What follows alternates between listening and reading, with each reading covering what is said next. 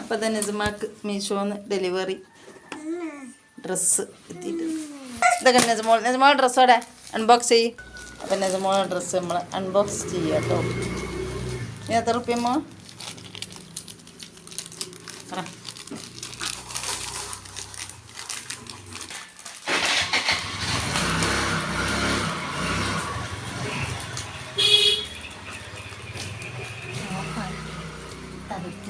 Unbox നിങ്ങളെ ചെയ്യല്ല മാതി പറിച്ചൽ നമ്മളൊന്നത് മാതി പറിച്ചു ഓടെ എപ്പോഴും വന്ന് കത്തിരിട്ട് തന്നിട്ടുണ്ട്.